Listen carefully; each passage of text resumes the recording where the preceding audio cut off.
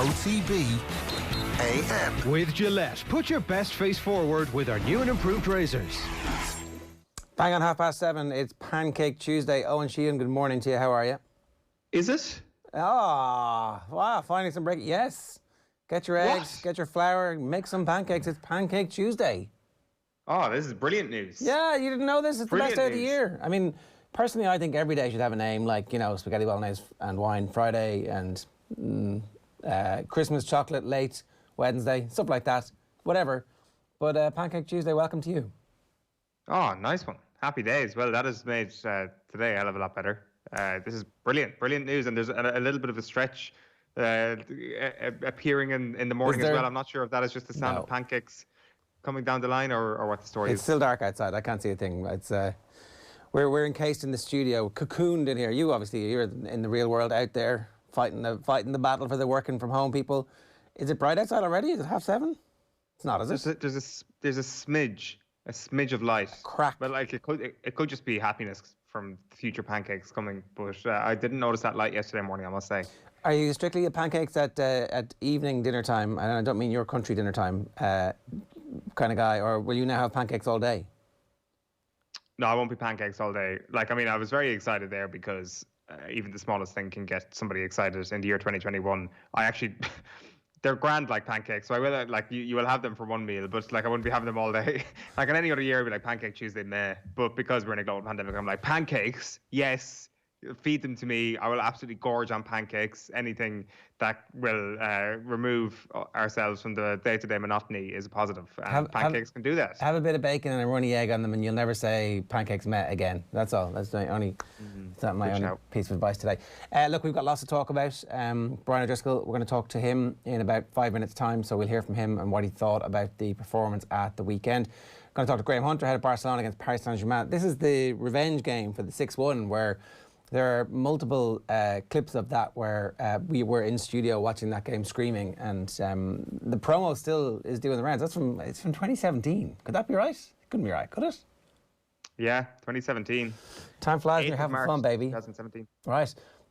So we'll talk about that a little bit later on as well. We will get to the fact that Chelsea now have a grown-up in charge and have become the second best team in England over the last period of time. And would you be terribly surprised if they actually finished second? I certainly wouldn't at this point, where Thomas Tuchel has turned them into a machine. And Jesse Lingard, it turns out, is the best young English footballer who's actually 29, 28, whatever age he is, as he continues to astound the English football writers who are covering West Ham at the moment. So, look, maybe if he can keep this up, though, it's certainly going to be a story. But before all that, there is crushing news last night from the Republic of Ireland's perspective when John Egan went down injured. It's hard to overstate the importance of John Egan to the Ireland team at the moment when you consider that the rest of our centre-backs have not been playing particularly well, or have not been in the Ireland team, or are not getting any game time at the moment in their various cases. John Egan had been a rock. He'd been somebody that we trusted, we believed in. He was kind of the epitome of that Irish team, the beating heart, somebody who had overcome serious injury before to finally fulfil his potential, who did not look in any way out of place in the Premier League, and looked like a fairly serious injury last night.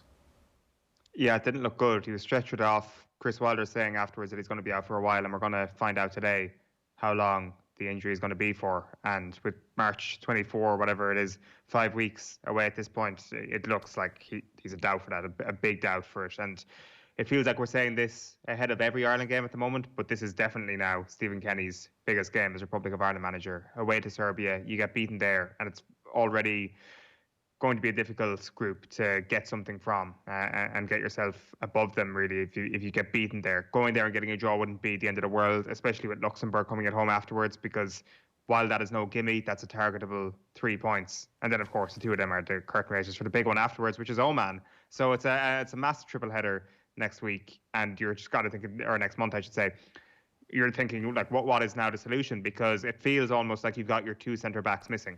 It feels like you're missing John Egan, and it feels like you're missing Shane Duffy, or whatever has happened to him this season. You're missing the original Shane Duffy, who was a nailed on starter, who was the shortest price Irish player to score the first goal in every game. That player has disappeared, and be great to make him see a comeback at some point. And who knows, that the history of Irish football is littered with players who are not playing particularly well or not playing at all for their clubs, who come and put in a heroic 90-minute shift for their country. There's something about the jersey, there's something about the occasion, there's something about the pressure they put themselves under to perform, that they from the depths of their memory produce something. And it's also littered with people who shouldn't have been in the team, not performing, having a bit of a nightmare. So very difficult thing for the manager to decide on. What do you do now if say for example we end up with the players who are fit at the moment being fit? How do you pick that team? Who are your starting centre backs? Kieran Clark and Kevin Long, I think, is how you have to go. Darragh O'Shea is not starting at the moment for West Brom. He hasn't come off the bench in the last couple of games, and when he is playing, he's playing at right back. That's over the last few games anyway. I know he's obviously as far as a young player can go, he's got plenty of minutes under his belt at centre back, so he's definitely another option there. But then you have to take in the Shane Duffy wildcard. Does Stephen Kenny assume that he's going to get a different version of him than the one that we've been seeing at Celtic? If he does, then he probably starts ahead of Kevin Long, and then you go for a Kieran Clark and Shane Duffy centre back partnership, which is possibly the most likely one. I would like to see Clark and Long being given a go, but I think with Egan being out, I think that kind of forces your hand a little bit to ensure that one of your most experienced centre backs at international level anyway gets game time and is playing alongside Clark. So it's at the start of the season, before Stephen Kenny as Ireland manager had overseen a single game, we were saying to ourselves, this is looking very rosy. I think the first couple of weeks of the Premier League, we were like, remember when we were talking about struggling to field Premier League players? Well, we can field 11 starters now in the Premier League, 11 players who are actually starting in the Premier League. And those very hopeful few weeks were exactly that. They only lasted for just a few weeks. And now we're struggling to find two centre-backs who are starting games in the Premier League, never mind the starting 11. So things just look very grim at the moment. And the question is, do you go with Shane Duffy or do you not? If you don't, Kevin Long starts. If you do, he starts alongside Kieran Clark. And in terms of the midfield, who will protect them, all of a sudden a lot comes into a bit more relief. You need a slightly more defensive-minded midfield. Maybe you don't. You absolutely do. We're going away to Eastern Europe in a big game, so we absolutely do. And James McCarthy not in the Palace squad for the last 3 games, but I don't think he's injured. I can't see any reports of him being injured. So it's not looking great for Ireland at the moment, is it? It's not, and I guess there's still a 5-week period here where different things can happen. And just to go back to it, I do think the most important thing that Ireland fans can maybe hope for over the next 5 weeks is for Celtic to just win some games, and for Shane Duffy to be playing in those games. It doesn't matter if they're keeping clean sheets or not. Just for Shane Duffy to be part of a winning team. They're obviously not going to win anything, but just to be part of a winning team over the next month, and then that would give us a lot more confidence to say, okay, it's back to Shane Duffy +1, and I think that is even more important now, given what happened last night. Yeah, I don't know if that's going to happen, to be honest. It's I'd love to win the lottery, the big money on it, but these are wishes. One good thing that is happening, Caoimhín Kelleher is in the front of one of the papers. It turns out Liverpool are not going to give Adrian a new contract. I think everybody expected this at this point. But they're talking about a long-term deal and tying him down. And look, the Liverpool goalkeeper all of a sudden is beginning to look a bit human. So maybe there's a bit of game time for Caoimhín Kelleher between now and the end of the season, especially if they were to get knocked out by Leipzig. That game tonight, we'll talk about that a little bit later on with Phil Egan as well. Let me tell you what's coming up between now and the end of the show. At 10 a.m. this morning, Brian O'Driscoll, Graham Hunter, Neil Treacy at 8:45, bringing us round the sports news. We'll talk about the sports pages, what's in the papers at 8:55. Should Dublin be split at 9:05? We've got the results of an exclusive survey coming your way.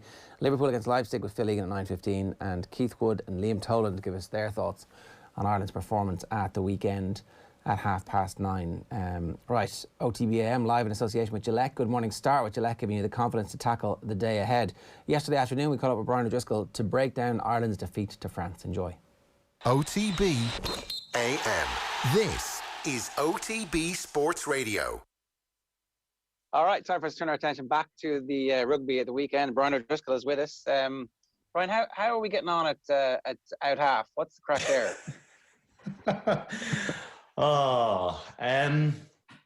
I think we are struggling at 10, to be brutally honest with you.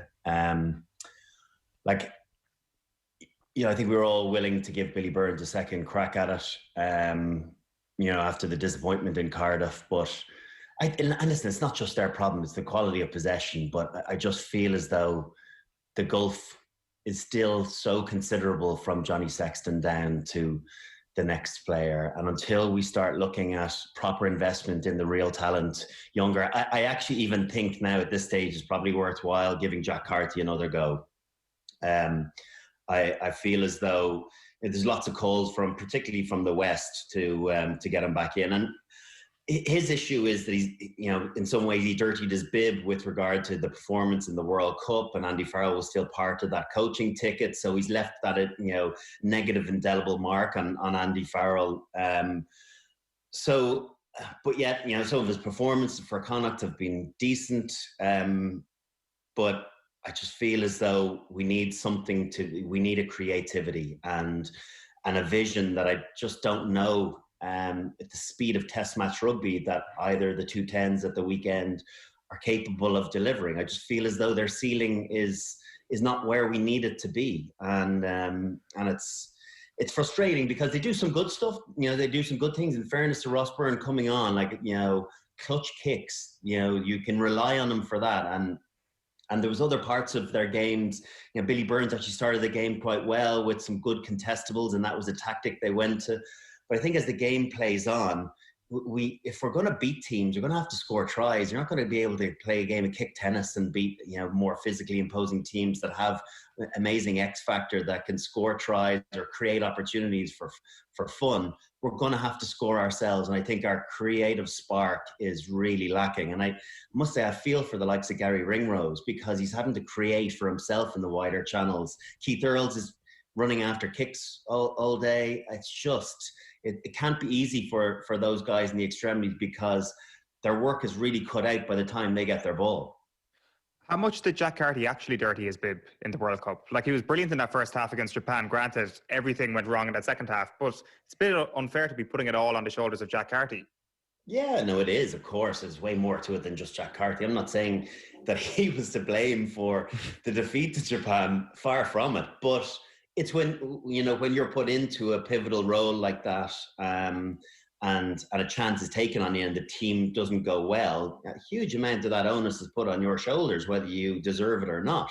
And there was, there's plenty of other fingers you could point at individuals that didn't step up at the right time. In fairness, we played against a great Japan team, but we should have been capable of getting it done. And when that's kind of your last outing in green, it's hard to go back to that, to a team that has really, to a player that had difficulty in marshalling his troops in a kind of a low point in Irish rugby, I suppose. And it takes a huge amount of positives to balance the journal. Brilliant individual and collective team performances to get yourself back in the reckoning.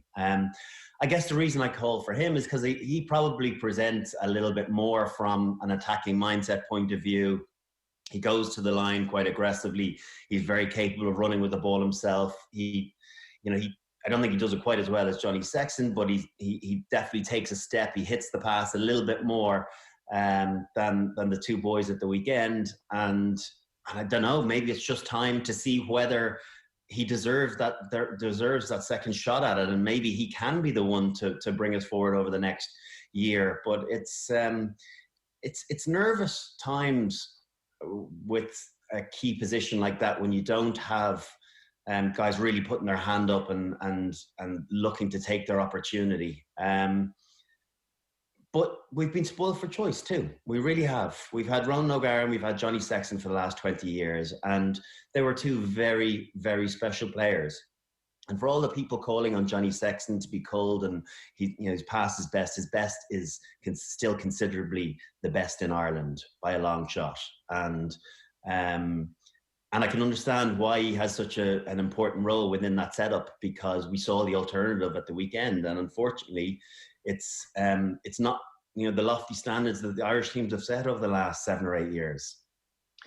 We've been talking about Sexton as a substitute, and the first player to come in with 20 minutes to go. Ever since Ronan O'Gara suggested that he might be able to extend his career to the World Cup if he was coming off the bench. I mentioned it to Sexton, he bristled, as you would expect. But maybe that's the only way this is going to work out. That, like, if we have a subpar 10 who we need to get some game time into, if Sexton isn't starting but actually is coming off the bench, you might get an extra year out of Johnny Sexton. He might be able to make it all the way to the World Cup coming off the bench. And I think the whole country would feel a bit more confident if, when the out half goes down or gets injured or has a HIA, it's Johnny Sexton rolling off the bench. Like, yeah, okay, this guy's got it. Right now, if you said to me, would you like Johnny Sexton in the 23 for the World Cup in 2 years' time? I would say yes, I would, because there's no obvious alternative beyond those younger guys that I feel I'm red in the face talking about, one in particular. But there's something amiss with Ross Burton's younger brother. I'm remiss to even name him. But his younger brother, there's something maybe not quite going on that I don't understand, that he hasn't really had his opportunities thus far. Maybe he's capable of a 2 out of 10, every 5 or 6 games. And I guess we just haven't seen that yet. And until Joey Carberry comes back, I guess he's the forgotten man, but maybe he'll come back and all of a sudden we'll have him, we'll have Frawley, we'll have Harry Byrne, we'll have other guys raising their game, and all of a sudden we won't have this issue that seems to be presenting itself. But right now, I would say that Johnny Sexton's still important for Rugby World Cup in 2 years' time as a potential 38-year-old, which is I wouldn't say it's an indictment of where we are, but it's not where you want to be from a strength and depth perspective, that you're having to rely on someone who ultimately his brain will still tick and work as fast as ever. It's just his durability.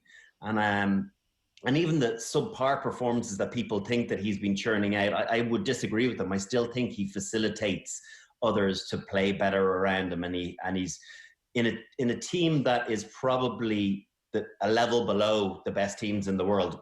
Now, being brutally honest, we are a level below them. We're kind of the second tier of countries. That he is still able to bring the best out of that crop of players. Can Sexton accelerate that development, the sort of next rung down, the players that either are too young or aren't fully trusted yet, the Harry Burns, as you mentioned there? What can Sexton do, if anything, to actually ensure that they can come into test level rugby and perform and do the right things consistently? Is there anything, like, even from your own experience, was there a sort of succession planning thing going on in your own head when you realised that you would be giving up the jersey at some point? Well, I think it's a generosity in camp. That's what it is. It's, other than when you're playing against guys, you're not giving away your IP. But when you get into camp and players are trying to learn and improve, and I suppose you can look at it a couple of ways. I think if you hand on that knowledge and that information to those people that are going to be challenging you for your jersey, it works positively twofold. It means that those players are going to get better, and so the team is going to have more competitiveness, but also means that you have to raise your game as well to keep above the next crop coming through. So it forces you to continually evolve as well, and make sure that you don't become complacent in your position, guaranteed your spot. And listen, Johnny is a generous guy. He will absolutely sit down with whoever in camp to go through the necessary video work to get them to understand. But sometimes it's innately about you kick back into into your learned skills, or something that's is part of your personality, your playing type, and particularly in pressurized situations. And I think that's where you have brilliant technique to start with. You revert back to that brilliant technique. It's when you start crabbing into bad habits, where you're running across the field, you're passing in the direction of your facing, those small things, not being able to stick the inside defenders to create overlaps on the outside. It's those things that will kick in when the game's getting away from you, going away from you. But I do think that Johnny Sexton would be more than happy to help the next crop coming through, even selfishly, to make sure he gets more out of himself. We started by having the conversation about the 10s. The other thing that people have been talking about is just how pedestrian we are in attack. You're talking about crabbing across the field and the direction the players are passing in. Is that Mike Catt's job to fix that? Are there any signs that the Catt imprint and game plan is emerging yet? No, I would imagine it's not just on my cat.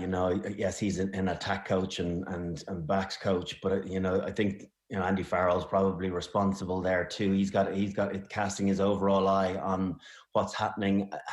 I don't fully know what they're trying to achieve. I think they were a little bit better that there was less zigzagging that we talked about last week, that they were, hitting, coming back and going again, the opposite direction. There was less of that. They were trying to exhaust around the corner. But I was looking back in the video this morning, once we really stressed their defence, take the Kelleher try away from things, because that's a defensive line-out win and a bounce of the ball that happened to fall into his hands, and away he went. So in many ways, there's a bit of an anomaly. I think if you look at the rest of the game where they really felt under pressure, it was only that low situation where it probably should have been a score. Hugo Keenan probably should have held on to it another yard or two. That checks Doolan for another second, and Lowe has the power to get in there. I know they're very, very small margins. But other than that, I don't think that France were really stretched. They didn't have to scramble very hard. Whereas conversely, the more you look in the game, the more times we had to make last-ditch tackles. We had to, you think about the Willems off the head, a yard from the line with 2 minutes played in the second half. Like, that's actually bad play from Dupont. He's got the biggest man on the park charging from 2 yards out, pop him the ball. We talk about how flawless Antoine Dupont was. I thought he had another exceptional game, but he still has the occasional error, but they were able to get away with it. And to be honest with you, France would be filthy with themselves that they allowed that to be a 2-point game. They created way more opportunities for them to be able to win by 7-10, and like I said, they didn't feel as though at any point that, oh my gosh, there's panic, or there was no calling over short numbers on the blinds at any time. They all seem to be quite contained and have the physical element to the game, being able to meet us attritionally on the advantage line. Well, that's a very interesting point, because I was tweeting about how there's going to be pressure on the defensive coach, and everyone's like, no, it's the attack that's the problem. It's the attack that's the problem. I was like, actually, is it? I mean, it looked like we could have lost that game, as you say, 10 points. If that kick had gone over, if that try, which was under the sticks, if Dupont pops that pass. And that would have been a fair reflection, I thought, on the difference in the two sides. Like, the spirit is really strong. Andy Farrell clearly has the ear of his players. They believe in the him. Spirit really is, sure, in fairness. And sorry to interrupt, but I think it's important to say that as well. For that Ireland team to be able to just lose to a much, much better France team by only 2 points and have a shot at maybe getting a penalty. And you know what? You're looking again. There was a situation where the sub hooker, came offside 40 metres out, and could so easily have been a penalty. And Ireland could have won the game. But God, they wouldn't have deserved it. No, but the conversation around it would have been totally different. Like, look at that smash and grab win. That's the hallmark of a good side, when you're playing badly and you still win. What's our defensive structure like? Because obviously we do have it's Easterby's job now exclusively, and we have a very defensive-minded, legendary defensive-minded head coach. Is our structure good? Is it fit for purpose? No, I think it is. It's okay. It's certainly not one of the major issues. I think our attack game is struggling, to be honest with you, because I can't really understand a major pattern to what we're trying to achieve and where we're trying to create the space. I do think, just to talk before we come back to the defence, just while I'm on it, from an attack point of view, I forgot how vital Tadhg Furlong is to our phase play. It's hilarious to think that your tight head prop is one of your best ball players. But yet, his ability to be able to play in those pods, take the ball to the line and throw it out the back is like almost nobody else in the pack. His influence on that phase attack towards the end of the game was significant, and he started creating space out wide. So we can come back to him in a while. But from a defensive point of view, I think, we understand, our spacings, we understand what we're trying to achieve. Then it becomes about being collision winners. I think if you look at the sizes of those two front fives, those two South African boys in the second row versus, Henderson, who quite a good game, but Tadhg Byrne is a lightweight second row, being brutally honest. And then you throw in Rob Herring, who's a lightweight hooker against Marchand, who's a beast. Porter, who I think has done well, but gosh, we're looking forward to having Furlong back properly. And then Cian Healy, he always battles hard, but they're physically imposing specimens, Cyril Bay, Mohamed Houas, these are enormous men. And after 60 minutes, it takes its toll. And they just became collision winners. And those extra yard or two over the advantage line, Gregory Aldred was exceptional. I don't know how he wasn't man of the match. He was phenomenal. His meters after contact are scary. And it's just this, it's an ability to go again, a couple of meters, and the difference, I always say this about the difference between backpedaling versus being on front foot for the next phase is so significant to try scoring opportunities being created.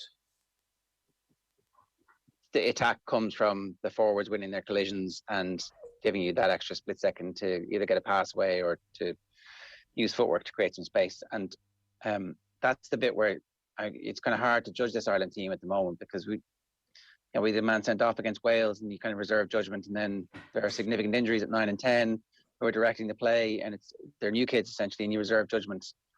But we'd like to see some patterns emerging. That's really where. Yeah, I think that's fair. I think as well, just to finish on the defensive side of things, I think you've also to take stock of the fact that we were playing against a magician at 9. Like some of those over the shoulder passes to manipulate the defense in around the ruck at the guard and second defender.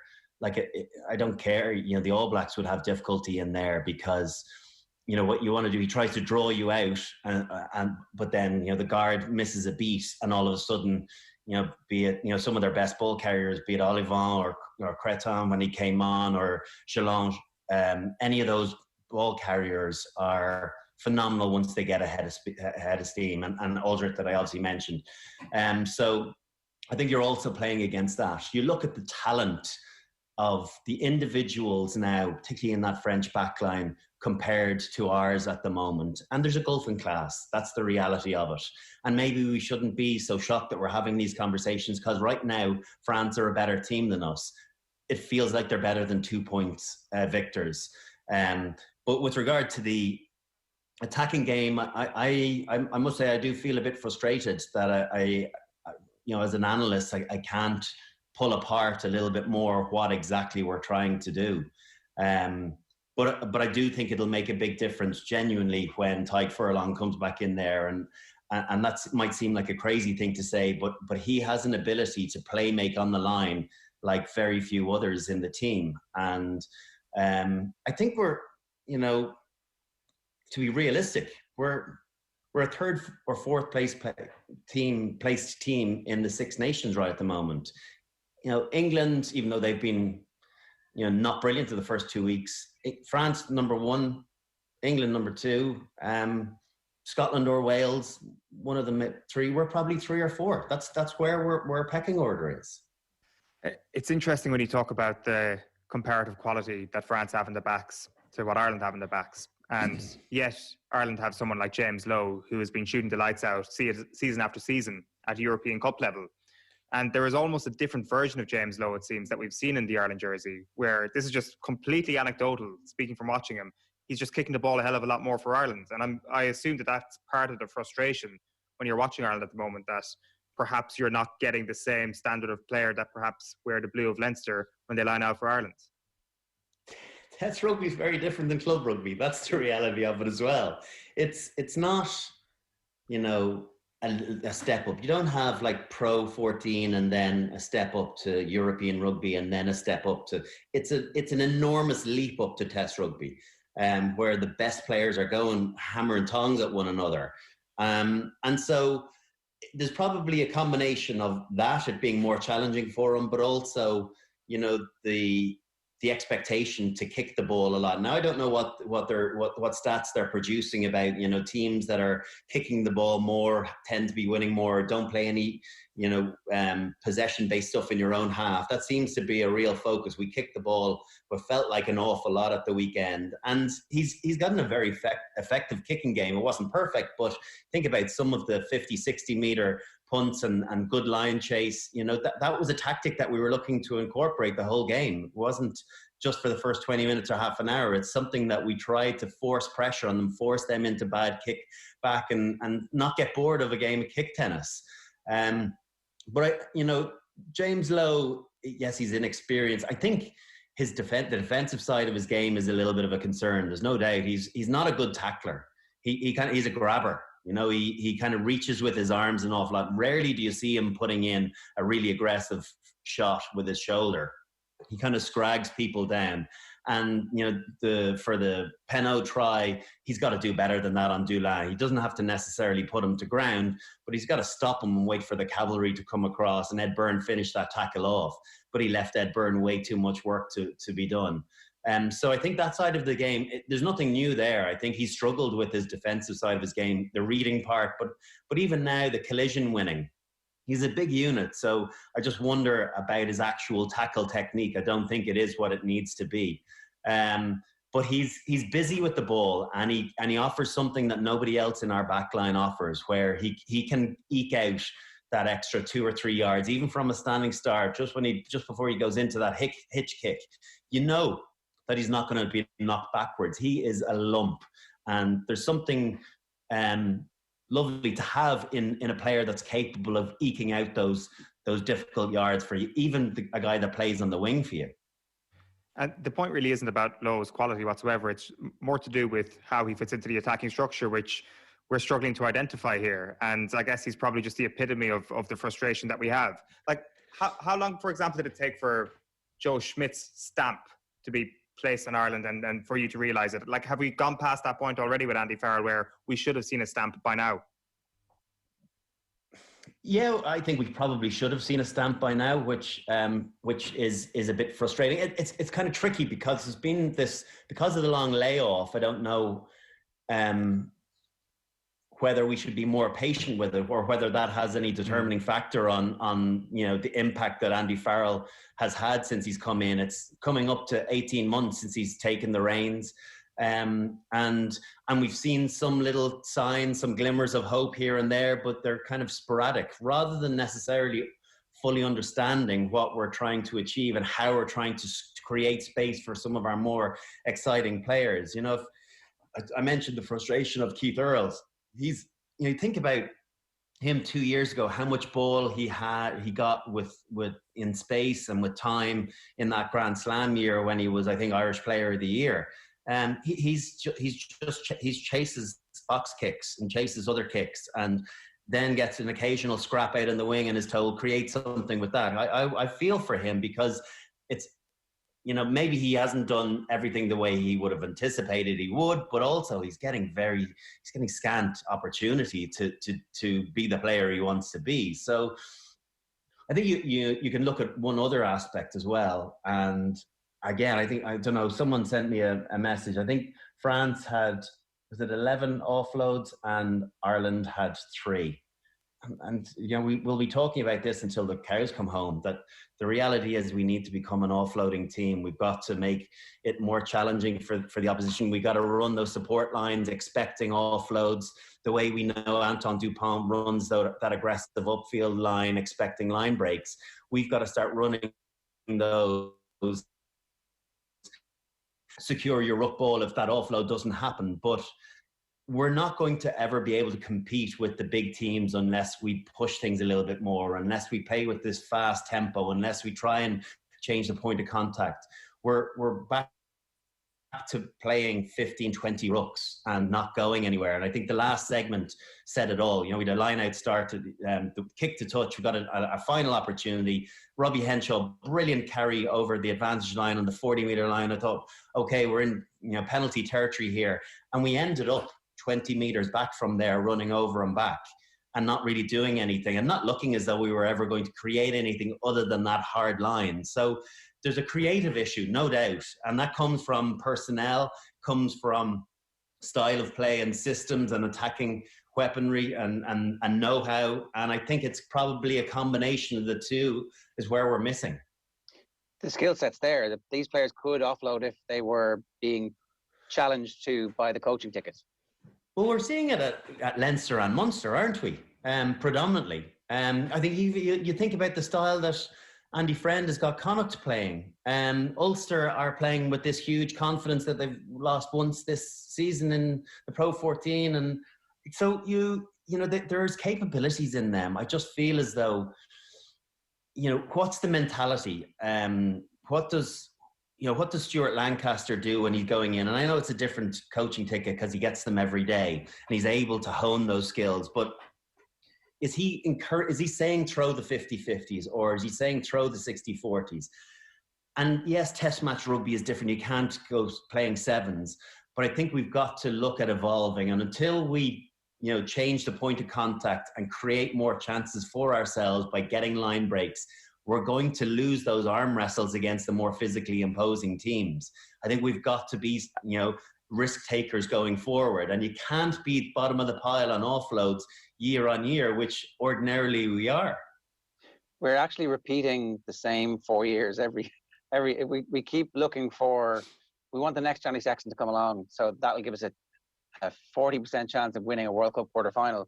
And it's like that culture is wrong. We need to completely revisit our style, because ultimately South Africa are going to be bigger than us. Probably Australia mostly will be bigger than us. It turns out the French are now way bigger than us because they're backed by the South Africans. England are going to be bigger than us, and likely the All Blacks too. So what is our culture? How are we going to try and beat them? And I don't really see the evolution yet of a game plan or players who might be capable of doing something that would stress those teams getting picked for the team. You're right, Joe. We do have this conversation every 4 years, or in a cycle, but nothing changes. All of a sudden, just because things have gone well in the interim, from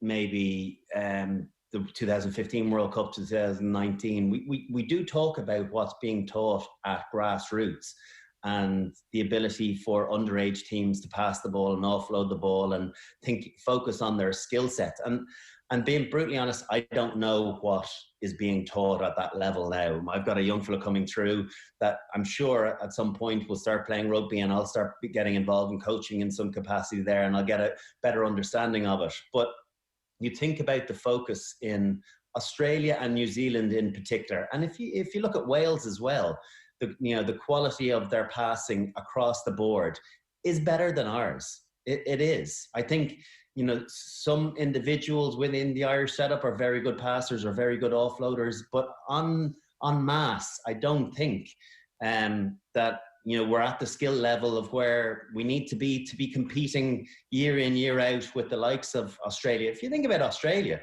they're not a physically imposing team. We've got some big, Polynesian guys, yes. We've got a couple of big units ourselves.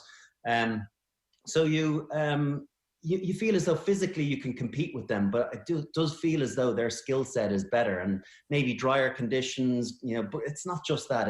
It's growing up and implementing that at a very young age to make sure that is, second nature, that you're not afraid of that split-second decision to throw a 15-meter pass off your left side because you're not sure about the accuracy of it.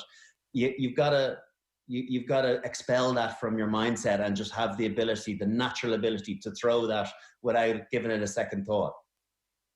Are you more pessimistic now after 2 games than you were before the start of the tournament?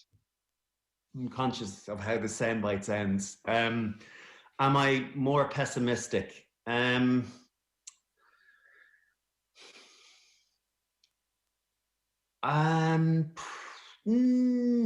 probably on par, because I do feel as though what we did against Wales, I took comfort in the fact that there's great spirit in this Irish team. That is guaranteed. And there's something very comforting in knowing that that's there. Even when there's a dip in skill level and quality, to still have an ability to stay in the fight is one of the more honourable traits in any team. And so you've got to pay respect to the fact that is still very much in existence in the individuals and in the collective. However, an understanding of where the next evolution comes from, I think I'm a bit frustrated and a bit more despondent on that, because even against Wales, the one try we did score came from a Robbie Henshaw break and offload. But then that's one try. One try at the weekend where it was a line-out loss and it bounced up to us, and our hooker sprints in from 25 metres. We're not creating chances for ourselves. You can't kick yourself to success. Those days are gone. You've got to score tries, and we've got to find a way to bring the best out of the crop of players that we have. And there's more in there's more in Gary Ringrose. There's more in Jordan Larmour. There's more in Keenan, in Earls. There is. Just have to give them a chance. And all it is half a second or half a yard more of an opportunity to run at a soft shoulder and get an offload. But I do feel a bit frustrated that the evolution hasn't been a bit quicker than maybe we would have hoped for. I have one last question. There's a bunch of 20, 21 and 22-year-old out halves at the moment, none of whom are actually getting a lot of game time at out half for the provinces. And many of them, the Munster ones in particular, unless they move JJ Hanrahan on, none of them are going to get game time if Joey Carberry comes back. What do? Do we send them around Europe? So here's the question with regard to Munster. So similarly to Harry Byrne being behind his brother in Leinster, what are we missing? What are you and I and the public at large missing that they don't get to see at training with Ben Healy and Harry Byrne? Is there a reason for holding them back, that they're just lacking in something, that they're looking at us having this conversation going, God, they know nothing, because there's some aspects that is just, there's no confidence from the coaches that they're missing out on something. Why is JJ Hanrahan being selected for the big games ahead of Ben Healy when he's shown this great potential? It's because there's not this investment in 4 years' time. Johan van Graan is thinking about, I need to try and win a league this year. I need to get further than a quarterfinal or a semi-final of European Cup. I need to try and win something to legitimize my 3 or 4 year reign as Munster coach. And so he's gone with the more secure option, or the guy that he feels is capable of navigating his team in doing so. I think that's probably what's happening in Leinster as well. Ross Byrne's a facilitator for others to perform. There's so much firepower elsewhere that they don't need another guy, another bit of X factor, another guy that could win you a game but has the potential to lose you a game. So there's something that we're missing, and until these guys obviously break into their provincial teams properly, and until they ultimately get their opportunity international, we're sort of in the dark. So if you're the IRFU, do you try and place them for a year somewhere where they're going to play a full season, like Championship Rugby in England? Or well, what happens with Munster if JJ Hanrahan gets, touch wood, an ACL injury? And Ben Healy's off, you get called back. But you've got to have good quality. 2 minimum, and ideally 3 players of decent quality, because we're going to have these injuries. So I don't know. I don't think so. I think there's a different dynamic in Leinster as well, because the second and third choice out halves are brothers. And I'm sure that makes it all the more difficult to make sure that that situation is treated pretty gently, that you don't antagonize a sibling relationship as well as trying to bring through the quality. But with regard to Ben Healy and Crowley down in Munster, you have to at some point look, where's our investment piece in the longer term? And Craig Casey is starting to break through. He's getting more cameos. And sometimes you need a long-term injury for those players to actually get their break properly, which is an awful thing to have to rely on. But sometimes those 3-month injuries are where players come and shine. And also they know then, well, I don't have to perform this weekend because I'll have the jersey the following week, no matter what. And that's when you really excel, and that pressure valve is released. And I think, I don't know what Conor Murray's injury is like, but, Craig Casey, all he needs is one great shot at playing internationally. He didn't get a chance at the weekend. If he plays in the next one and he gets 15 or 20 minutes and he goes really well, he's halfway to being a regular international going forward, because we know his quality. So sometimes you you have to wait for your opportunity, as frustrating as it might be, because someone has to sit out a period of time. And for you and I, that seems wrong, but that's the reality of professional rugby. So just to clarify finally, Brian, who are you going for as your halfback pairing against Italy? Is it Jack Carty and Conor Murray? So is this mine or is this Andy Farrell's? This is yours. Mine. Yeah, yours. I think I'd have to look at trying to change up. This is an opportunity. Italy were more impressive against England, and they've got a nice 10 in Garbisi themselves. You know, I have to say I was looking a bit enviously at him. He's a bit of a loose kicking game, but he is only 20.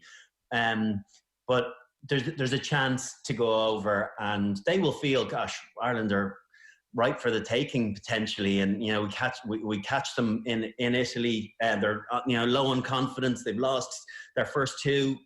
Why not?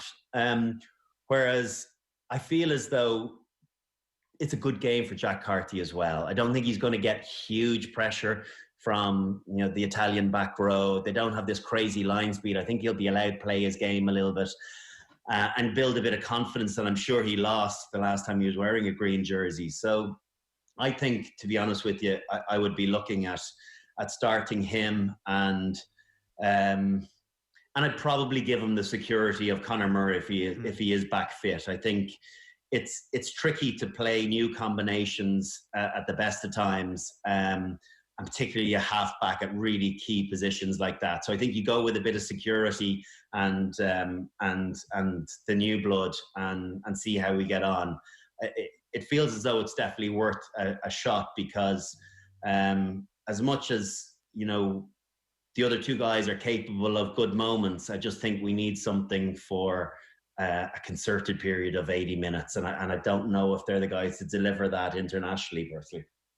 If Wayne Pivac turns out to be a good Wales coach, will Ireland and Scotland always regret allowing him to gently ease his way into the Six Nations with 2 wins, by both handing him victory by having men stupidly sent off? Yeah, like you think about that Wales team, like, gosh, we should have beaten them. If we had 15 men, we should have beaten them by seven or 8 points. They're just shows that a little bit of confidence now. All of a sudden, they'll start talking about the slam over in Wales, but that's Six Nations as well. You get giddy after a couple of games when you've won some, irrespective of the manner in which you've won. But credit to them as well over it. That's a good Scotland team. Tell you, we're going to find it tough in Murrayfield. We're going to find it very tough against them. But credit, that they didn't pack it in, and the guys that came off the bench did a good job. And so that's all you need as a coach. You need a little bit of luck sometimes. Maybe he tell you that he got bad luck in his first 10 games. Well, he's gotten all his luck in the last 2 weekends, and now all of a sudden, he's being touted as the next Warren Gatland. Yeah, and half the team are going to be on the Lions as well, and we'll all be delighted for them. Couldn't happen to a nicer bunch of lads.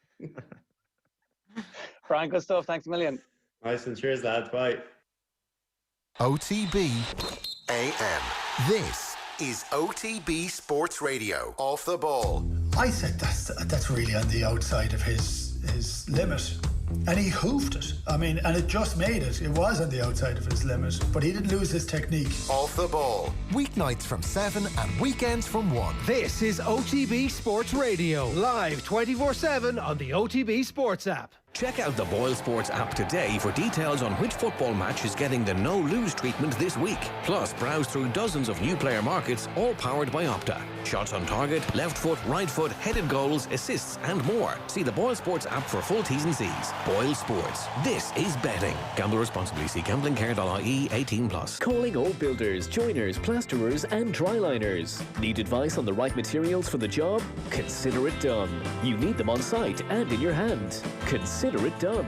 You want access to over 10,000 products from the leading construction brands without having to start up the van. Consider it done. There's another way of doing things. eTag. We talk with you to solve your problem and deliver what you need directly onto site. No second guessing, no seconds wasted. Click etag.ie. OTB AM. With Gillette, put your best face forward with our new and improved razors. All right, a big response coming in to Brian O'Driscoll saying that we should have Jack Carty starting at 10 for the game against Italy. We'd love to hear from you this morning. 0879 180 180 is the number. It's a really good point he makes, though, I think, as well, Eoin, about the players who the coaches see all the time and who, for some reason, aren't picking. I think, obviously, at some level, coaches are obviously interested in the here and now and the short-term results, because all sport is a results-based game.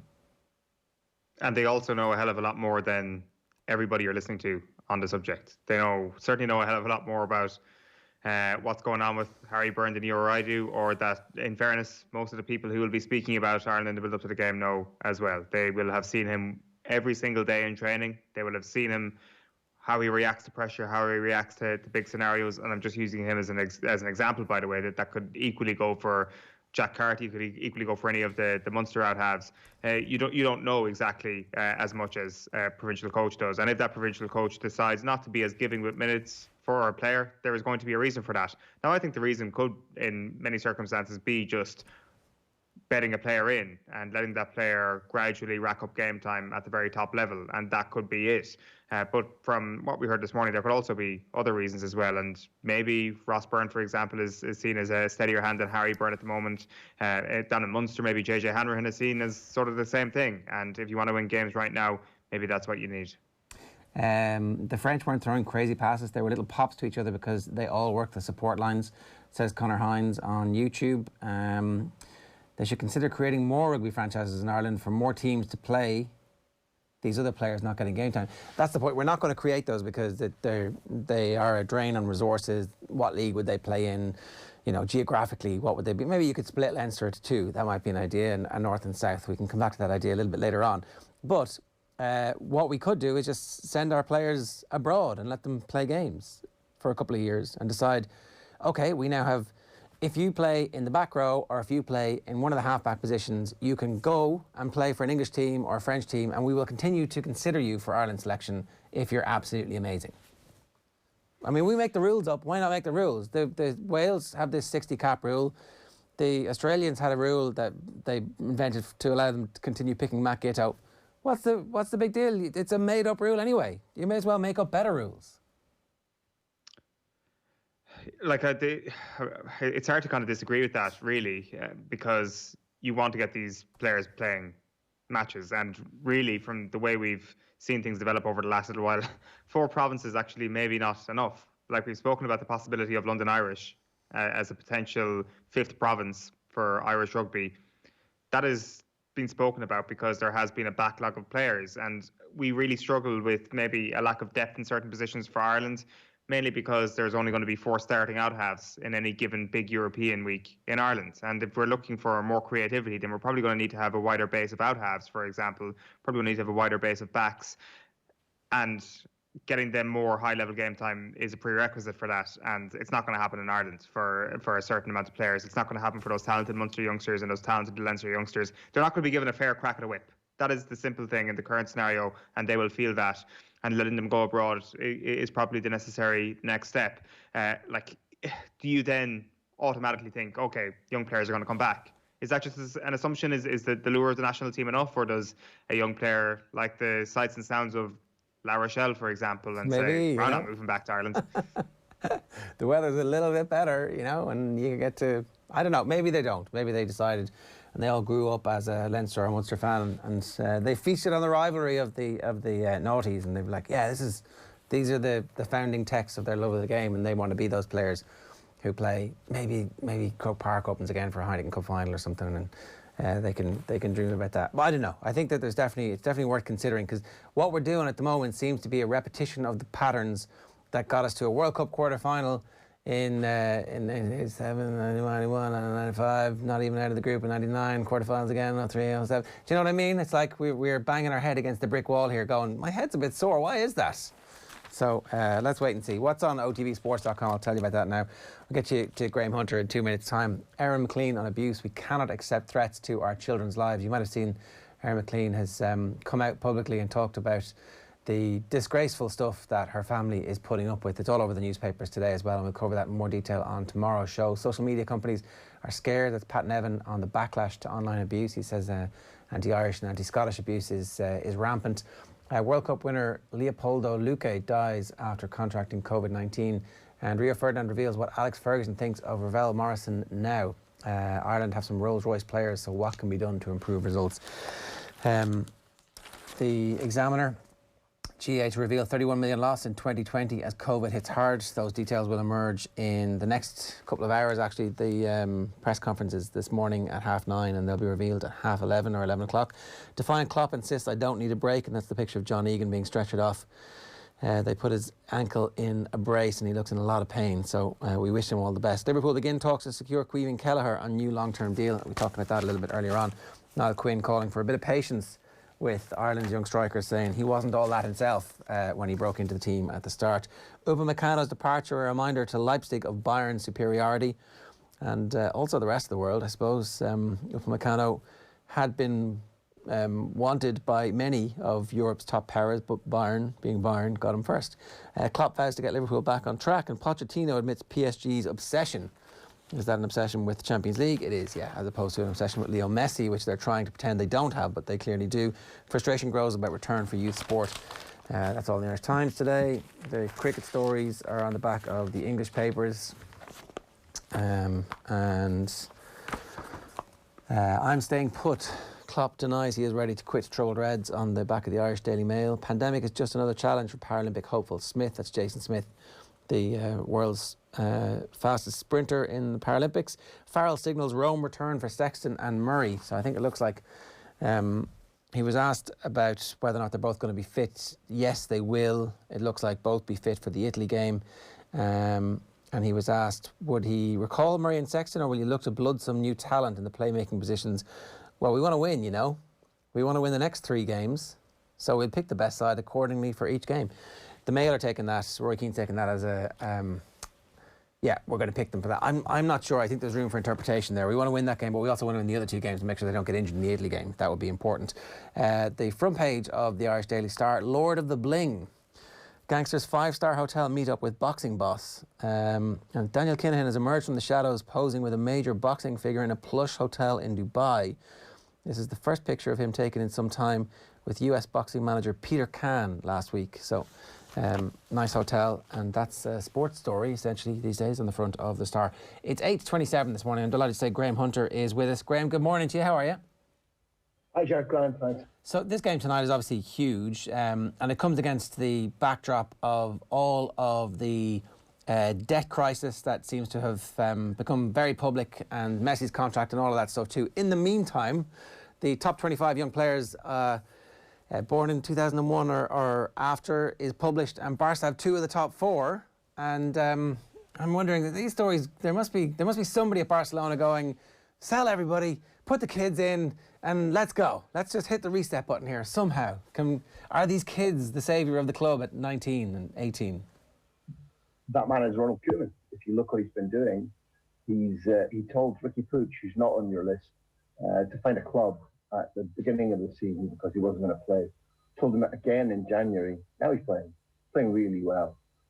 Ilias Mariba, who's barely really sniffed proper experience in the B team, started at the weekend against Alaves. Made a mistake, they gave 1 goal away, but made the opening goal for Barcelona. Mingueza, who was not even dreamed about as a first-team starter, has been terrific. He's raw, but he's very, very quick. He's a good footballer, and he's that most precious of commodities.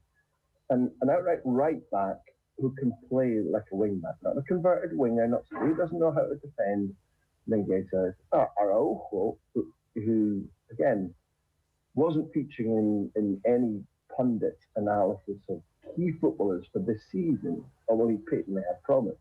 The fact that he's out tonight, won't be at camp now, won't play, and it's Paris's man, has been treated as a real major setback, which tells you how quickly he's made progress, this Uruguayan central defender, in the intervening months. Another thing I'd say about the list that you mentioned, which is the keeps list of the top 20, they're right about the 2 Barca players, because one of them is Ansu Fati, who's the youngest Spain scorer, the youngest Champions League scorer, the youngers to get a brace for Football Club Barcelona, etc. They got him in the wrong order. Ansu Fati is superb.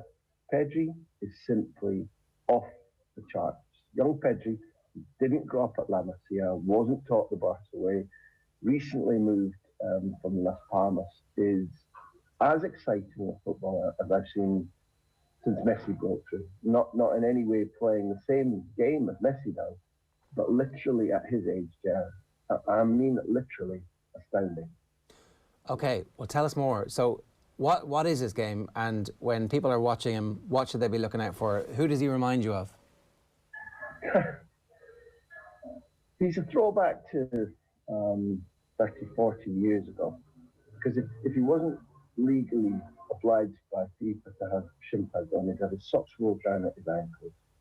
The shirt and the shorts seem too baggy for him. And the other thing that seems to happen is that he's got about 6 or 7 seconds more in the ball than anybody else.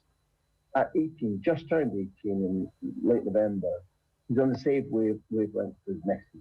He thinks 6, 7, 8 beats ahead of all the other players. He'll complete 3 actions, 3 touches on the ball in the speeds that most players take to decide to have 1 touch. His opening up of space, his ability to receive under pressure, his ability to get out of trouble if he's put in trouble.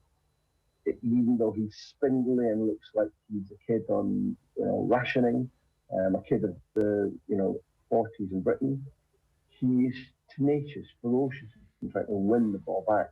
He very rarely gives it away, and he's just simply a footballer who does so many things that while you're watching, you're thinking that's exactly the right thing to do. To do it that repetitively, 60, 70 times in a match, aged 18, and for Messi to be enthralled to him, it should be the other way around, yeah. Messi won't stay at Barcelona simply because of Pedri, but if Messi stays at Football Club Barcelona, if he doesn't, this threatens potentially to be his last Champions League match at Camp Nou, an empty Camp Nou. Part of the reason, part of his revitalisation will be to do with Pedri. He simply adores this kid. And I have to say, if I hadn't shown it already, so do I. Well, okay, that's coming through loud and clear. We're just having a little bit of trouble with the audio on that, Graham, so we'll come back to you in 1 second. In the meantime, Eoin, that's obviously one of the fixtures tonight. The other fixture is Liverpool, which obviously they have the benefit of it not actually being a proper away game. Obviously, it's not at Anfield, but it's it's at a neutral venue, and a lot of talk yesterday from Klopp. Do you think Liverpool are going to go through on these 2 legs, or are you one of those people who are sensing the end of the season for them? No, I think they're going to go through. I think they actually played well against Leicester on Saturday, and that's kind of been missed, I think, in the spectacular comeback win by Leicester, that Liverpool were actually quite good for a lot of the game. Like, the narrative in this is going to be Nagelsmann against Jurgen Klopp, the gegenpress duo coming together. Who can gegenpress hardest? Whoever will be able to do that is probably going to win tonight. But, God, it's exciting listening to Graham talk about Pedri there and getting the opportunity to watch him over the next couple of legs. It's just brilliant, and it's one of those things that surely gives Barcelona fans just a little glimmer of hope in what has been a very grim 12 months or so. Well, it's the only hope they have. I think that's the point about the finances are so dire, and we'll tease this out with Graham in a moment. The finances are so dire that most clubs around the world, with the financial situation that Barcelona find themselves in, would be facing. The outcomes are not good. They're everything from going bust to being relegated perhaps to financial fair play implications, all that kind of stuff. Because you actually have superstar kids, there's a possibility you might just be able to get away with it. You might just be able to get out the other side with everything intact. You might still be able to be competitive because the youth system has given you these, and maybe that will prevent them from having a long period of dark ages at Barcelona. And we'll get back to Graham, I think. Graham's with us there. Yeah, Graham. So I don't know if you heard any of that. So I guess my point about the money is that it has been so badly mismanaged that you look at AC Milan, you look at the period it's taken them to get back to the top. You look at even Inter have been away from the top table for a long period of time. Is there a possibility that the finances are so bad that it's these kids or nothing for Barcelona for the next half decade? It'll be hard to retain Messi, let alone sign new footballers. The financial crisis is absolutely atrocious. none of us know accurately. You can make predictive models, but how difficult it's going to remain based upon when fans are allowed to come in, when fans are allowed to go around the museum at Camp Nou, which yields them 26 million a year. There are so many imponderables that the best thing, I think, the best model to look forward to is that Barcelona will have to reschedule lots of their debt, both short and mid-term. But look, this isn't a financial analysis program. Your point about, you used the phrase dark ages. I think financially that's entirely feasible. There are presidential elections. If the voters get it wrong, there's one of the three candidates standing who's atrocious and mustn't be allowed in, would make things worse. So, first of all, your point about Barcelona needing to rely on kids that they didn't count on is perforce true. The thing that's really interesting is that if you go back to when I think Europe began to pay attention properly to Barcelona for the first time since Ronaldinho was in his pomp, that was in 2009 when Guardiola was changing things. He rescued Busquets and Pedro, both of whom became World Cup winners, both of them within about a year of being started by Barcelona's first team under Pep Guardiola, started a World Cup final, both of them. Each of them were being released. Each of them was being chased out of the club because the people who are called assessors at their various age group level thought, well, they've done okay so far, but they're not for us. That's Busquets and Pedro. And Guardiola went, no. So this idea about beauty being in the eye of the beholder in football is true. You can build up certain skill sets and understandings of how a club wants a game to be played, but it takes the brave person to say they've got the special thing, and lots of people don't see it. And therefore, I'm casting forward from the Busquets and Pedro example to people like Araujo and Mingueza and Elias Moriba, and there are others coming through who have got possibilities. But the most pungent case, if I can use that word, is Riqui Puig. Riqui Puig looks like he's still about 16. He's effervescent. He's a little bit, people misjudge him because he's so full of beans in life that there are a lot of people around the club that have mistaken that for ego or for self-regard, when in fact all he wants to do is play. Physically, he's got some problems, but he needs some gym work to be able to be elite.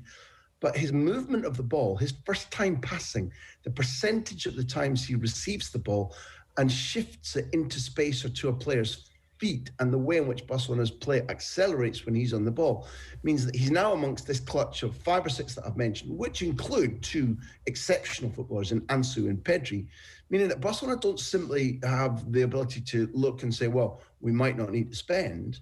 Suddenly they've got 6 or 7 players who can make them competitive too, Ger, and that's the key thing, because it looked as if the dark ages would mean that you referred to would mean that they wouldn't be able to be properly competitive domestically or in Europe for a significant amount of time.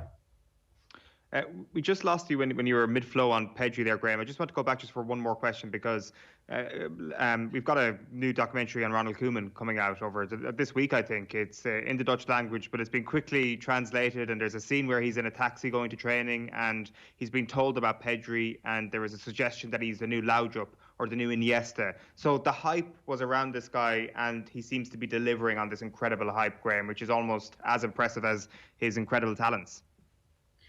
Yeah, look, you're right in what you report, that these comparisons are being made. I don't think they're useful, because you're not only simply comparing an 18-year-old to 2 of the all-time legends, but Pedri is different. He's not Iniesta. There are elements of Xavi's passing game about him. And while you can never really expect an 18-year-old to reach those heights, because there are so many obstacles for any footballer, not least injury, that I think the comparisons, and I'm not trying to be defensive of Pedri and saying they won't help him, for those who haven't watched him yet, but are watching Off the Ball AM, go and look at this footballer, because he'll bring you joy. You'll see football played in a way which is uplifting. You'll be off your seat, off your couch going, yes, that's the right thing to do. That's amazing. Oh, he's done it again. What I'll be really interested in is a comparison with Phil Foden, because it's really clear that Manchester City have got a little machine of a footballer there who does clever things, simple things, does things that project his team forward, has begun to add goal scoring to his game. He's been taught by Guardiola. And therefore, in terms of yardsticks, although Foden is more experienced and a little bit older than Pedri, there are huge similarities in their style of play. And that means when I speak to you, I never speak on a parochial basis. You've got a pan-European view. We've got two really exceptional, exciting footballers that will bring you to, if you can't travel, if there's a pandemic, if you can't afford to go to City, if you can't afford to go to Camp Nou, that will bring you to your television screen over and over again. And one of the things that I think is really important is that there's a sense of renewal. As we come towards the end of two brilliant, brilliant careers in Cristiano and Messi, not there yet, but we're evidently in the autumn, to see not just new players, but players of utterly exceptional talent coming through, I just find that exciting. And Pedri's a gem. And I would be saying that if he was playing for Doncaster, Rangers, Botafogo, it doesn't matter. He's utterly off the scale exciting. Yeah, a reason alone to watch tonight, I think it's fair to say, Graham. It's interesting that you've picked Phil Foden for comparison there, because we did want to talk to you a little bit about Pep Guardiola. And in the aftermath of their great win against Spurs on Saturday, he said that we don't have players who can win the game by himself. We don't have a Messi, a Cristiano, Mbappe or Neymar. We have to do it as a team. And I wonder, Graham, if you think that there's just an extra level of satisfaction about Pep Guardiola this season, where he's seen his best player get injured and he's thought to himself, this is going to get the very best out of me as a manager.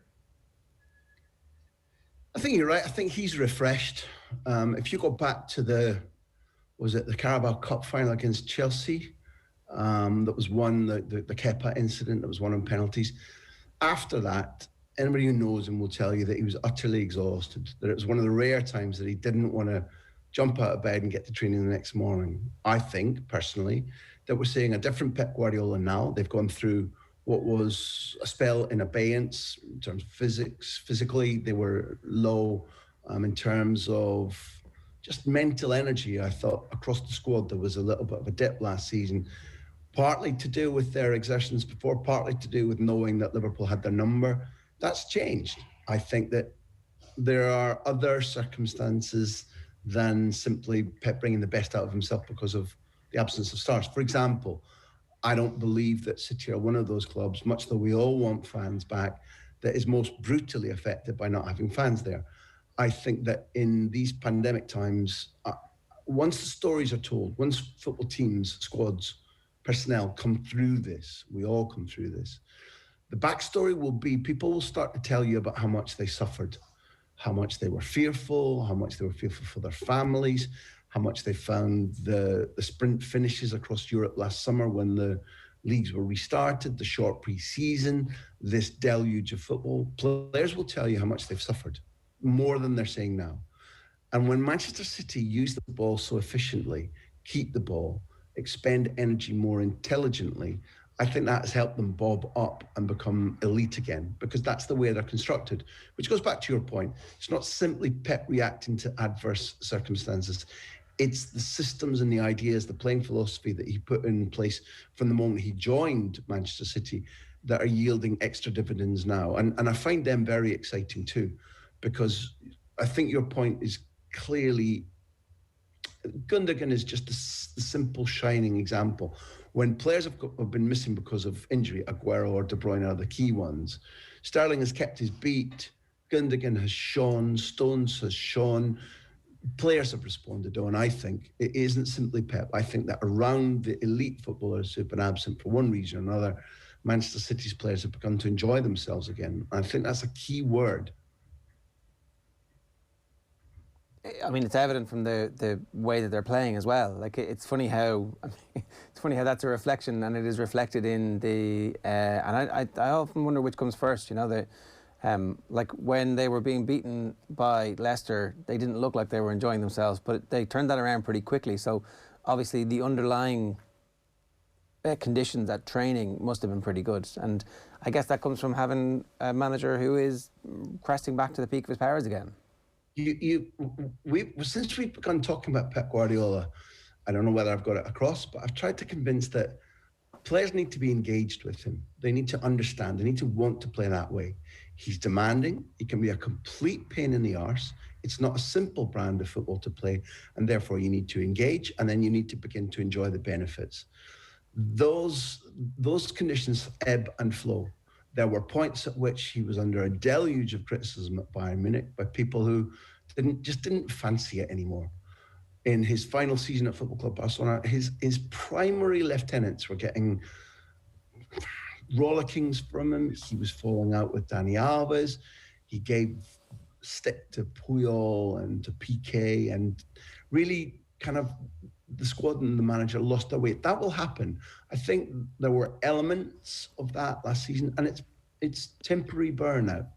And therefore, what I fully believe we're seeing is a happier, more engaged, more committed, since the new contract got out of the way, Pep Guardiola, and his pupils singing again. The orchestra's in tune, and you can see that they're enjoying it on match days. We don't get access to this training ground, but there is absolutely irrefutable evidence that if any Pep Guardiola team is playing as harmoniously as City are right now, as flawlessly, as remorselessly, that doesn't come because big match temperament. It comes because things are right on the training ground. That's a harder thing to achieve with multimillionaires and players who hear the same message day in, day out, non-stop from an intense guy. That's really hard to achieve. And therefore, kudos to Guardiola. And it makes them, in my view, for the first time, given how weakly they went out against Lyon, I think for the first time, they can be proper candidates to win the Champions League. That was the kind of other aspect of all this, Eoin, I guess, that you wanted to talk about. Well, I think, Graham, this is like going to be possibly the angriest Champions League knockout phase we've ever seen. So many people have a point to prove, whether it is Pep Guardiola getting over the line with Manchester City and getting their Champions League, whether it's Cristiano Ronaldo saying to Real Madrid, I can win a Champions League without you, whether it's Barcelona, for the reasons that you just said, Paris Saint-Germain, similar to Manchester City, and Liverpool probably want to right the wrongs of the domestic season as well, which all points to the fact that Bayern Munich are going to run away with this thing, and it's going to be a very boring conclusion altogether. You kind of forgotten Atleti, True, who are sick to death of losing finals against Real Madrid. If you ask Cholo Simeone right now what happens when he hears the Champions League music, match in, match out, he says, I feel pain. They may not be outstanding candidates in the field that you've mentioned, but they must be dark horses. Suarez isn't a player who tends to score very many away goals in the Champions League anymore. That's a problem. But domestically, he's flourishing from having a team around him that really knows how to play. And they're an actually angry bunch, Atleti. So add them to your queue of teams. And I'd throw in Bayern Munich too, because you talked about procession. I think you did it provocatively. But even though they're world champions now, and even though everybody's patting each other on the back, 5 weeks ago, they were playing atrociously, really atrociously. And in my view, they are a product of a system. They're a terrific squad. They're terrifically physically fit. And they're playing in a way that Flick has drilled them. Are they individually absolutely outstanding? No, there's a clutch of players who are outstanding. Does that mean that they're guaranteed to win this Champions League? I don't see it that way. I definitely see this being more competitive than last season's was. And whether it's angry or artful, bring on more Champions League as far as I'm concerned. Can't wait for tonight at Camp Nou. And whatever Leo Messi chooses to do, i.e. whether he renews or whether he's the architect of knocking Paris Saint-Germain out, I really don't want, call me a little bit sentimental, I don't want Leo Messi's last Champions League game for Football Club Barcelona to be in an empty stadium in a cold February night against anybody, never mind whether it's PSG or not.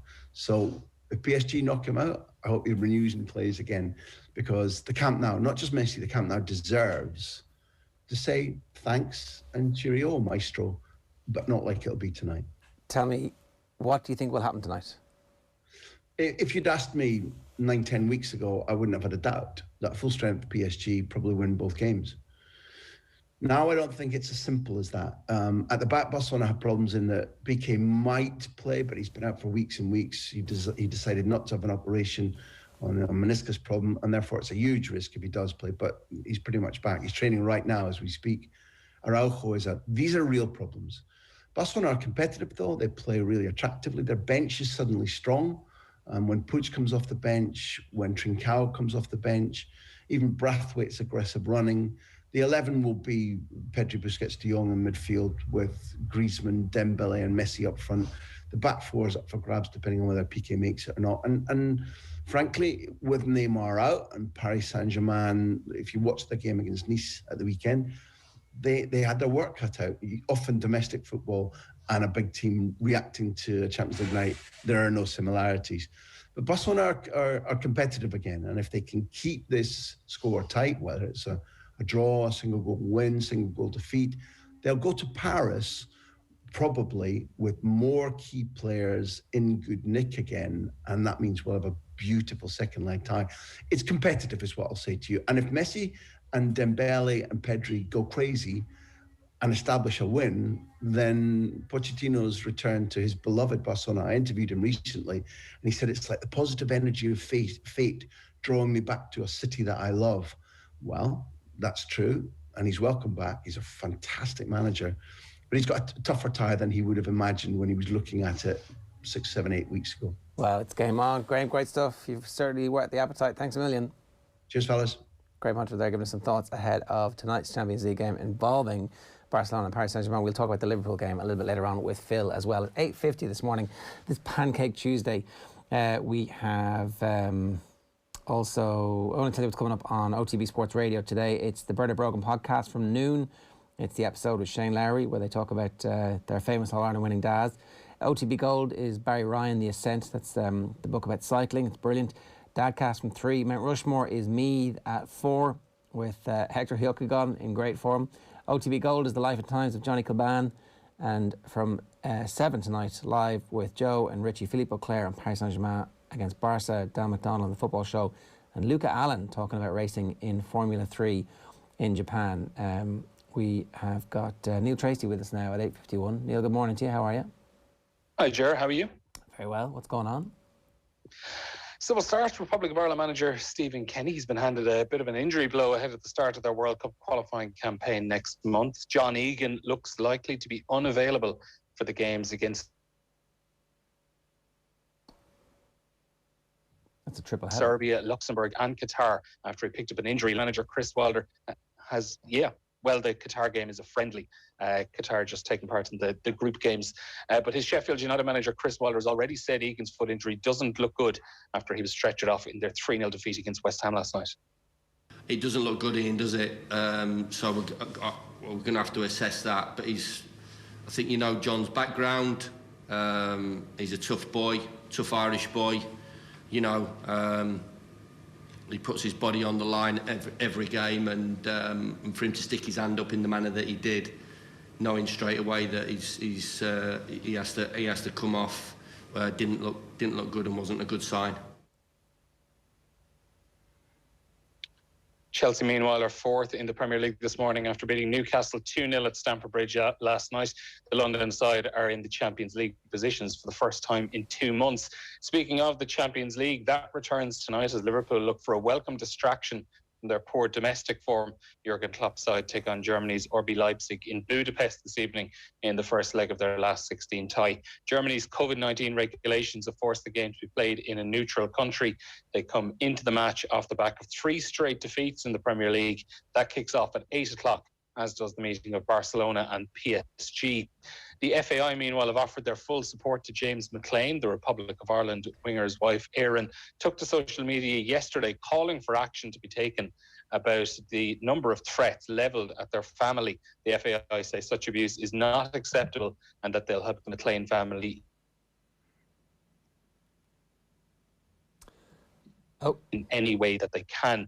In tennis at the moment are underway in their Australian Open quarter-final. Williams leads by 5-3 in the opening set at the moment. Meanwhile, 2019 champion Naomi Osaka awaits in the last 4. The third seed was a routine 6-2, 6-2 winner against the unseeded veteran Shea Suwei in the first of the quarterfinals today.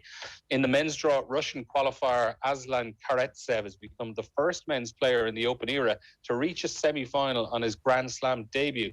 The 27-year-old continued his remarkable run through the competition when he beat Grigor Dimitrov of Belarus in 4 sets. Dimitrov actually won the opener, but he struggled with injury throughout, and Karatsev eventually won 6-2, 2-6, 1-6, 2-6. The world number 114 is the highest-ranked men's player to reach a Grand Slam semi-final since Goran Ivanisevic won Wimbledon back in 2001.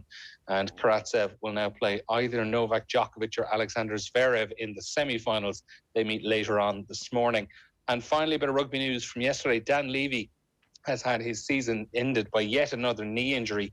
The flanker had only managed 9 games on his return from his 19-month spell out with a separate knee issue. He's having surgery to repair cartilage that was damaged, but reportedly just an elective procedure that Levy has decided to take on himself to correct the problem. He's expected to be out for between 4 and 5 months, so it looks like a season ender for Dan Levy. Oh yeah, that's really disappointing news for Dan Levy, because obviously we had hoped that he would be getting back to the level that he had pre-injury, where he was one of the best players in Europe in his position. If you're Andy Farrell, you must be looking at the current injury list going, oof, I must have walked under a ladder. There's the black cat somewhere in my recent past, because notwithstanding the suspension, which, you know, is very much self-inflicted, the rest of the injury problems that he's suffered have really set him back. Yeah, they have. And look, I suppose the one, I don't want to say an upside to it, but it's reported that this is something he's decided to take on himself, that he just wants to correct any little issue that's happening. And I suppose now is probably the right time to do it, with the season being truncated, and there's probably a bit of doubt about, whether summer tours would go ahead. So maybe in his own mind, it's just for peace of mind that to get this sorted. Like, he didn't look like he was struggling with any issue over the last while. And I'd say he probably just wants to be in a case where at the start of next season, if things are looking back to normal and we're back to what looks like a regular calendar, that he can be fighting fit and he can be 100% again. Because I think within a year or so, I'd say in his own mind, he would have hoped that maybe towards the end of this season or into the latter half of the 2021, when autumn internationals come around, that he could be back in contention for an Ireland call-up again. And in fairness, Leinster, I think during the initial injury period when he was out for so long, it was a 19-month absence. But I think if Leinster felt they had to, it probably would have been a 16-month layoff. It probably would have been a 17-month layoff, because they just gave him as long as he possibly needed to get back fit. Similar to what Munster are doing with Joey Carberry at the moment. Leinster were in a position where they had such a strong. All right. We're just having some trouble with the line there, which is a bit bizarre because he's literally around the corner. So I don't know. Apologies for that. But we'll get Neil's thoughts on that later on in the week as well. We're obviously maintaining our distancing in studio, and that's why he's not in studio with us this morning. 8:57. If you want to get involved in the conversation, we'd love to hear from you. 0879 180 180 180. Loads of comments coming through. Gavin McCarthy says Brian O'Driscoll being brutally honest this morning. Shane says it seems to be a case that fans will never be happy with whatever style of play Irish rugby takes. I don't know if that's true, Shane. I think that we just want to see a little bit of creativity. I mean, ideally a little bit of creativity and a win. That's kind of the perfect combination there. Kevin says there seems to be a lot of self-doubting players in the team. 10 years ago it was rugby or die, but that's missing. That style they play is kind of more relaxed than Schmidt's style, based on power and speed. They should also consider creating more rugby franchises in Ireland, 4 more teams to play those other players that are not getting game time. 8 full-time professional teams in Ireland. I think the IRFU accountants would be choking on their cornflakes this morning if you were to say that. And somebody who called himself Mask Singer says, Ger, does it wind you up because Wales have won their opening 2 games and played rubbish, but, 2 T's, we still beat you. You did, Mask Singer. There is no doubting that Wales are absolutely sensational against 14 men. They are world class. Whenever we get Wales versus 14, they really know what to do, which, is a thing you're supposed to do in rugby. Ireland weren't great against 14 men. We lost that portion of the game against France at the weekend. And it's clear as well that the togetherness in the Wales squad is really strong, because they had their injuries too. So a lot of humble pie being eaten at this stage about Wales. But you were absolutely rubbish in that first half against Scotland, who should have killed you, basically. We all know that's true as well. OTB AM live in association with Gillette. Good morning. Start with Gillette, giving you the confidence to tackle the day ahead. We're going to take a quick break, and then we're back with a new poll that we've been asking people what they think about splitting Dublin when it comes to GAA. Stay tuned. OTB AM on OTB Sports Radio, Ireland's first and only sports radio station. This is OTB Sports Radio. When Matt Busby signed me, I joined a club with 3 European footballers a year, a World Cup winner. Unbelievable to play with Bestie. Matt Busby management was incredible. He picked players like a jigsaw puzzle. He didn't pressurise you. Go out and enjoy yourself. He never swore. Matt Busby never swore. Can you imagine that from a manager today? He never swore. Off the Ball, Saturdays from 1 on OTB Sports Radio. Listen live on the OTB Sports app. Check out the Boyle Sports app today for details on which football match is getting the no-lose treatment this week. Plus, study the form with our Racing Post Spotlight before watching the action with free live streaming on all UK and Irish horse races. See the Boyle Sports app for full T's and C's. Boyle Sports. This is betting. Gamble responsibly. See gamblingcare.ie 18+. OTB AM. With Gillette, put your best face forward with our new and improved razors. Okay, it's 9 o'clock this Pancake Tuesday morning. You're very welcome along. Now, Ireland Thinks, you can check out irelandthinks.ie, is a polling organisation run by Kevin Cunningham, and they've run some sports questions for us in the past. Today, the question that we've been asking was about splitting Dublin GAA in particular. So I'll run you through these questions and then we'll talk about what we think about it, the results from them. So if we could have the next slide there, please. Roll it there, Oisin. So the question asked was, in relation to the GAA, should Dublin be broken up into South Dublin and North Dublin to compete in the All-Ireland Championships? Excluding those that don't know, it splits 44% yes, 56% no. So a majority in favour of not splitting Dublin as it stands. Now, obviously, the bulk of the population lives in Dublin, so let's keep going.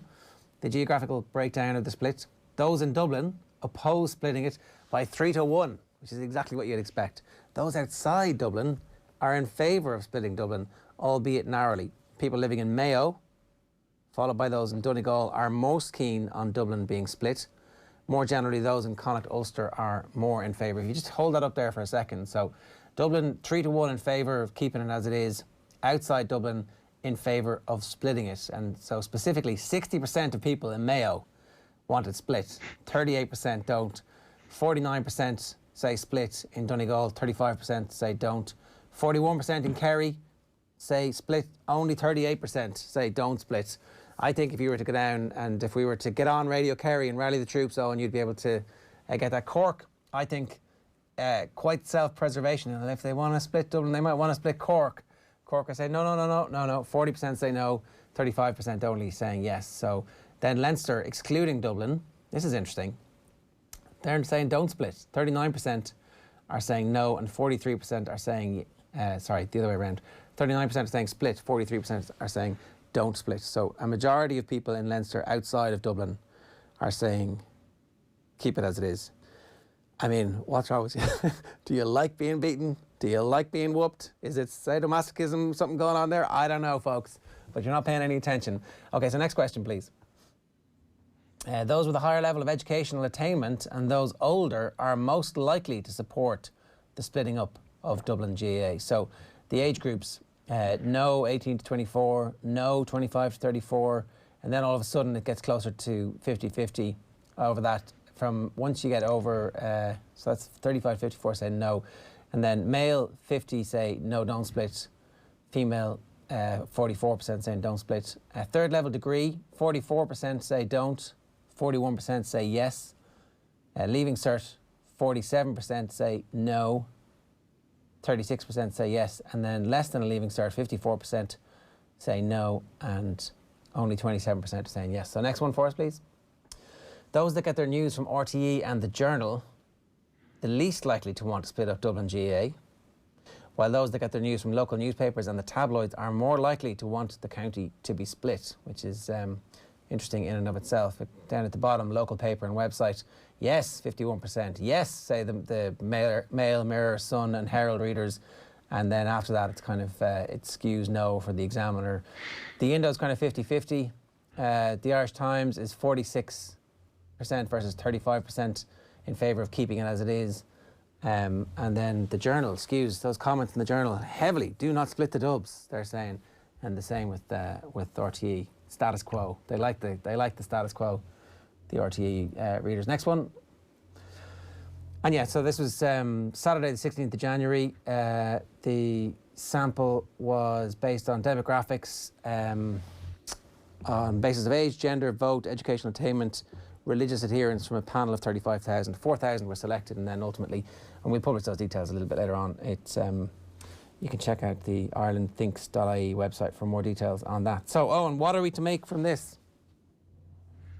It's interesting. I think the first thing we need to bear in mind is that splitting Dublin is not the only solution here. So this is not necessarily X% of people think that there's a problem. So that's the first thing I would say. This is X amount of people think that splitting Dublin is the solution to the problem. And this is the issue I would have with the Dublin question overall, is finding out what exactly the problem is, or admitting that a problem exists. I want to hear what Croke Park have to think on this issue, and I want to hear what their planned solution is to this problem. I want to hear what Dublin also think on this, even though the power shouldn't be in their hands. What we've heard so far from Dublin is that everybody else needs to get their house in order, and when it comes to funding and when it comes to the investment in Dublin, everything is fine. Look elsewhere. Now, they may well be right, but they probably are right when it comes to other counties getting their house in order. There are a multitude of different county boards that probably are nowhere near the standard that you might have in clubs around Dublin. But it is still important that we hear what Dublin thinks of this issue and what they would do to actually encourage debate around this. Because if we go back to 2002, which is the strategic review that came up for the first time, as far as we know, in official documents with the idea of splitting Dublin, debate was welcomed. You had the inter-county manager, Tommy Lyons, who welcomes debate on this subject. He says, I'm happy we're talking about change. We shouldn't be afraid of change. This is the Dublin manager in 2002 when talking about splitting Dublin. And this was not because he thought that Dublin were going to run away and win every single All-Ireland from here till forever. It was more to do with the fact that he saw opportunities elsewhere in Dublin. He talked about investment in other areas of Dublin. And this is an interesting area in this debate that perhaps doesn't get enough airtime, that what would the benefits for certain areas of Dublin be to the split? Now, I'll put my hands up and say I'm talking about this from the standpoint of I want the championship to be more competitive. But there are a multitude of ways of looking at this which would suggest that splitting Dublin is not the worst thing in the world. Can we just tease out the competitive championship idea? Because it's certainly, if I was in Dublin's shoes and I did not want Dublin to be split, we'll come back to that in a moment, right? The first thing I would be doing is making sure that there was a proper championship structure which gave us loads of games outside of Croke Park and games that were close. Because if you actually look at the All-Ireland finals in recent years, Dublin haven't put in any of those performances where they whoop teams by 10 to 12 points. None of those routine 2-23 to 8 points victories that they've had in the Leinster Championship, which have bored the pants off everybody and have become routine spankings and really bad for the sport. You know, they needed 2 on goals to get a draw against Mayo one year. There was the draw against Kerry. There were various games where, I mean, obviously the Tyrone All-Ireland final was over pretty quickly. I mean, certainly maybe not on the scoreboard, but certainly it felt like it was over. However, there is, if you want to make the case, if we had a Division 1 league championship, which was played in summer, and Dublin had to play 3 or 4 games outside of Croke Park, in Ballybuffet, in Castlebar, in Killarney, in Galway, in Clones, I don't think they're going to walk that championship. There would certainly be an element of danger in that championship where they might be able to lose a semi-final occasionally. And then let's see if those counties can benefit, and let's see what that structure spits out. And if I was Dublin, I'd be saying, let's do that, and let's give it a 5-year melting pot to see, petri dish to see how that actually works. Because if you're coming at this from championship structures, then splitting Dublin, I don't think, is actually the answer to the championship issue. For me, the splitting Dublin thing is slightly different. I'll get to that in a minute. But what do you think of that? So something has to happen. So if you don't split Dublin and you don't change the funding model, then championship structures need to be completely overhauled. Unless the GAA are sitting pretty and think to themselves that actually pre-pandemic things were going okay financially, and the idea of the biggest population base in the country being uber successful and winning year after year after year is actually okay. Like, unless that is a scenario, then something has to change. And if it's not going to be the split or the funding, it has to be the championship structure. And it will, to a certain extent, fix certain areas. But I don't think too many people are bemoaning the way in which the championship is structured once you get to All-Ireland semi-final and final time. The conversation changes once you get to that point. Well, they've won every semi-final. They've been killing teams in semi-finals as well. And they've been killing teams in the Super 8s, which also is the other thing I was going to say, which sort of holds back your argument. But the problem here is that the Super 8s are fundamentally flawed in that Dublin get to play 2 home games in them. And that is not a big deal. Dublin probably still would have won all their games. It is a big deal. Anyway. But let's see them out. Yeah, because they don't kill teams away from... The point I was just going to make is that is just indicative of the wide array of things that go on in the organisation that show that Dublin have the power, that the GAA bow to Dublin, that the GAA... Tom Ryan has been on the record a couple of years ago and said no change will happen unless Dublin give the go-ahead to do it. Like, actually saying Dublin need to give us permission to fix the problem that is benefiting them. That makes no sense. That is why the Super 8s thing is just, as I say, indicative of the wider problem here, that the power is all in Dublin's hands. And that is my big issue here, that we're not even allowed to have a conversation. It is sacrilege if you are from Dublin, I'd imagine, and you come out and say, you know what, maybe things need to be looked at.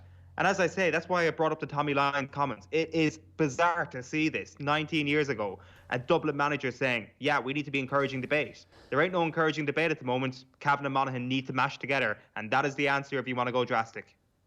Except it isn't, obviously. I mean, it might not be. There's probably a much better answer, and splitting them might be that. I do think that the Dubs have a point when they say other county boards need to get their houses in order. Donal O'Neill was in the Irish Examiner yesterday. It was an interesting piece. I worked directly with some of those counties, but God forgive me, some of them were clueless. How could they be anything but? Because they didn't have anyone in there who knew how to go about these things.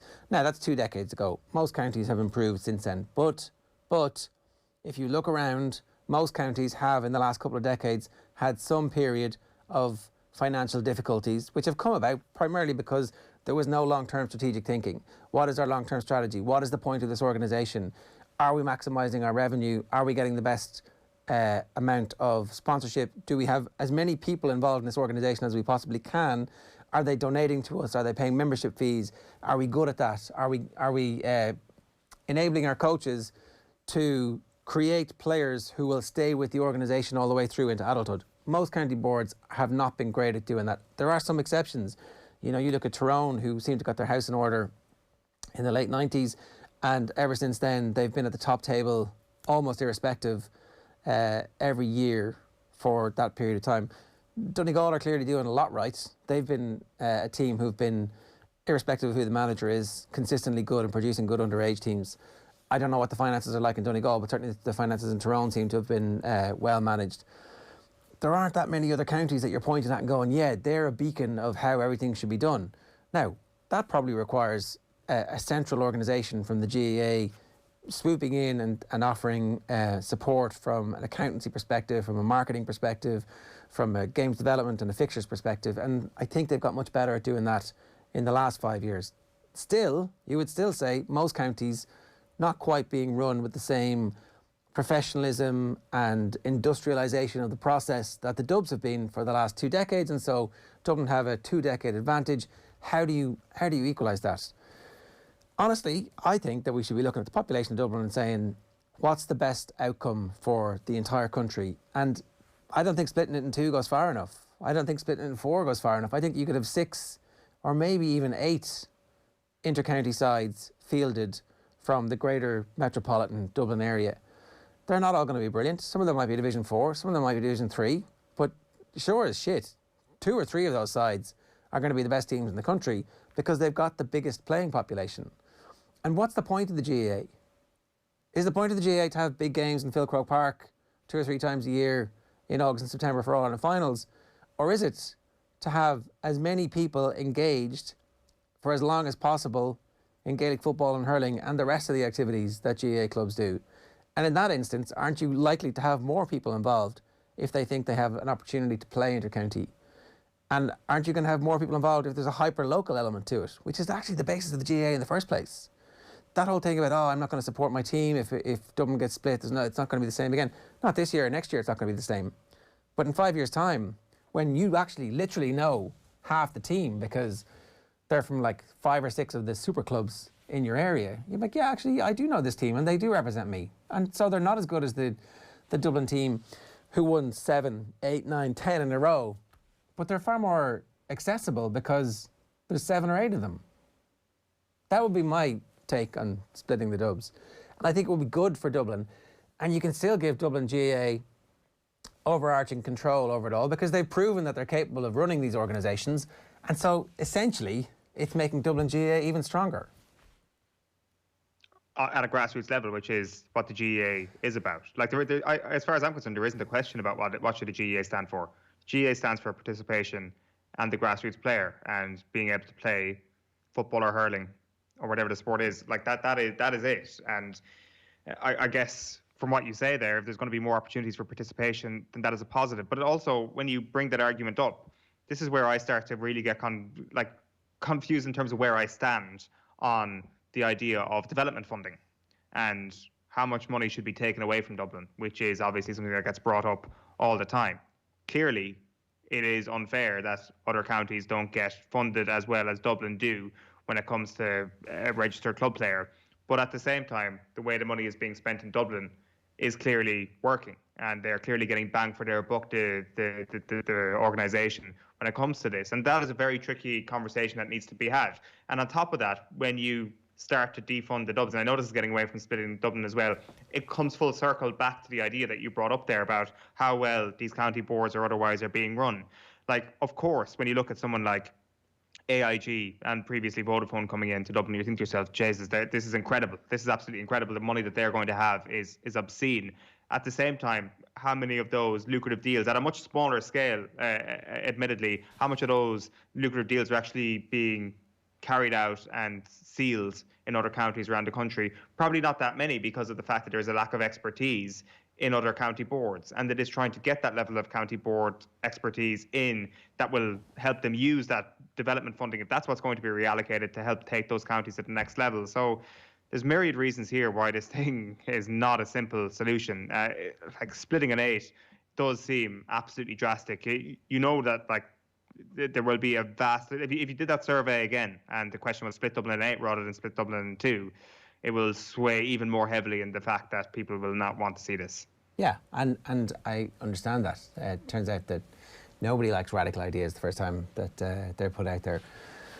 But, like, long term, what's the best thing? What's the best thing for Dublin long term? What's the best thing for the GAA long term? If you're sitting here in 20 years, you're having the same conversations. That's been the problem. It's that it was 20 years ago that we had the back door introduced, and the halfway house of the Super 8s flopped because it didn't get public support, essentially, and because it was skewed in favour of the Dubs from the start with the 2 home games. Once that happened, nobody could buy into it. And so that's gone, and they've introduced the second tier. And who's really going to buy into that? Like, it just doesn't make any sense. Whereas what they have, and I think what they're going to get to at the end of next year, we are going to have a divisional championship where the Dubs will play several games out of Croke Park. And I suspect that kicks the whole notion of splitting Dublin down the road for another 5 to 10 years, which is kind of what everybody wants, because it's too radical and it's too much.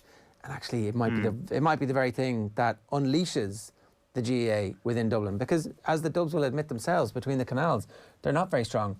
But what's the reason to get involved in GAA between the canals? Like, But there you go, like that, and that therein lies my confusion with the development funding. I can see why people say it's completely unfair. I totally accept that.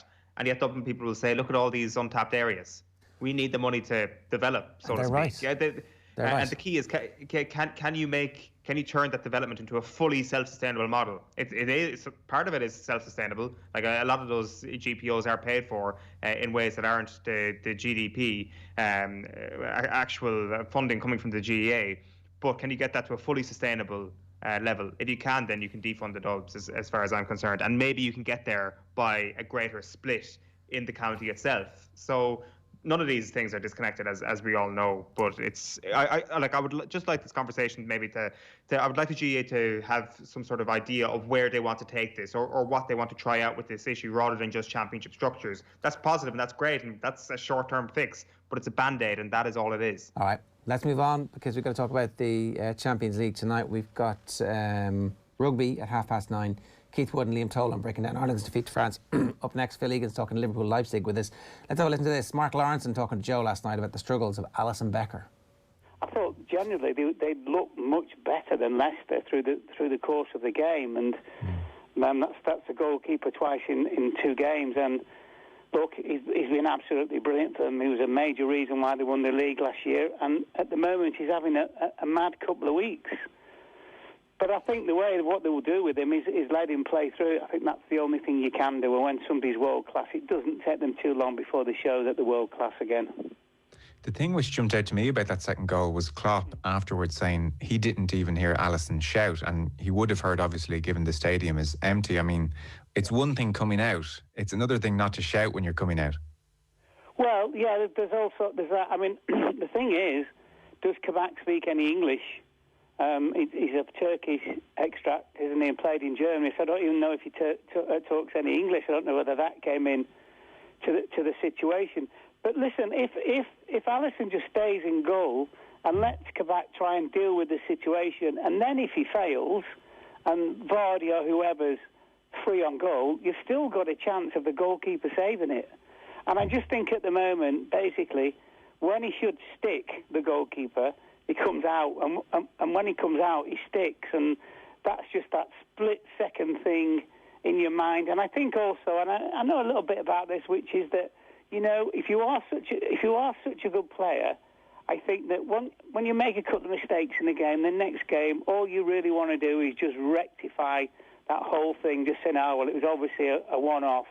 And I think I had a little one in the first half where Vardy was almost through, and I don't think he should have come out then, and he wouldn't have got anywhere near it. But I think he was just then. His state of mind is, I need to solve this. I need to solve this situation. Yeah, Phil Egan, good morning to you. How you doing, Ger? I presume Alisson Becker starts tonight. There's no doubts about that. It's like the type of thing where Queven Keller is good, but just not quite ready to replace him. And also, you're not going to cast any further doubts on his confidence by dropping him for a game this big, right? No. Well, Kelleher's injured at the moment anyway, but so Adrian is the option, and that is not an option. And like watching the game the other day, I actually didn't have that much of an issue with Alisson coming out, because unfortunately for Alisson, the game the other day, 17 different central defensive partnerships. So there's a lack of communication there anyway, because he's playing with different defenders every week. This is Kabak making his debut, and Alisson should have shouted for it. I actually had no problem with it coming out, because I actually think if you look at the ball that's played across, everyone's presuming that Kabak deals with that. But, you know, he looked quite nervous on his debut, and Alisson is obviously thinking, you know, we don't have our usual back four, so he's probably trying a bit too hard to sweep up. He did it in the first half successfully a couple of times. He's done it plenty of times this season. But when things aren't going your way, maybe this is just the fine margins. And no, you don't drop him, because, you know, he's been so good. And yeah, I think that there's other issues, obviously. The fact that Liverpool capitulated in the space of 7 minutes in that game would suggest that confidence is a real issue. And I would kind of liken it to a boxer that has suffered a really bad knockout, that their next fight, everything is going well, they're showing why they were such a good boxer anyway, and then they get hit again, and all of a sudden they go into their shell a bit, and things just aren't as good as they used to be. So yeah, Liverpool have a lot of issues, obviously. Defensively, Fabinho's out again, and their squad just is not good enough at the moment to deal with all the injuries. The problems do seem to be all over the pitch. Like, everybody who we had assumed was at a level is below that level at the moment, maybe with the exception of Mo Salah, even though he gives the ball away for one of the goals of the weekend. You can't really blame him for that, I don't think. Like that, I haven't seen a team come so far off the height so quickly in recent memory. I know people are going to point to Manchester City, but maybe Man City is the example that gives Liverpool fans some hope that this is a blip, and next season they come back and they roar back. Yeah, well, I think the difference, but I think back to previous Liverpool teams, say the Rafa team, when they ran United so close, but then they sold Xabi Alonso to Real Madrid, and the midfield never really looked the same. Then you think of the Rodgers title tilt when Suarez was sold, and things fell apart. But at least with this Liverpool team, you look at the players, it's not as if these players have left. They're just injured. They will come back. Now, we know Van Dijk will come back. We don't know how good he's going to be when he comes back. But even if he never gets to the highest level that he's been at, he is still a much better option than Liverpool have in central defence. But I still think they need to go back into the transfer market for a centre half in the summer. The signings of Davis and come back were short term with a view of long term as well. But the suggestion that all of a sudden Joe Matip's injury record is just going to clear up next season, that doesn't look like it's going to happen. Joe Gomez has had injury problems as well. So they are going to have to invest in central defence. And the knock-on effect from all of this is obviously you've got Jordan Henderson playing in central defence. He's probably going to have to play there again tonight because there's very few options there. You would imagine it's going to be Henderson and Kabak. Maybe he goes with Phillips, who's obviously eligible for Champions League in the knockout stage. He wasn't in the original Champions League squad for the group stage, but and he's done okay when he's been in there. But yeah, it's, as I said, when Liverpool are not scoring enough goals, then the pressure is on both the midfield and the defence, and even the knock-on with the goalkeeper as well, because they just know. I think the feeling I get watching Liverpool now is if they go a goal down, there's no chance of them coming from behind to win. And the last time they did that was the 31st of October when they beat West Ham at Anfield. They went a goal down. The previous week they'd gone a goal down to Sheffield United. They came back both those games and won.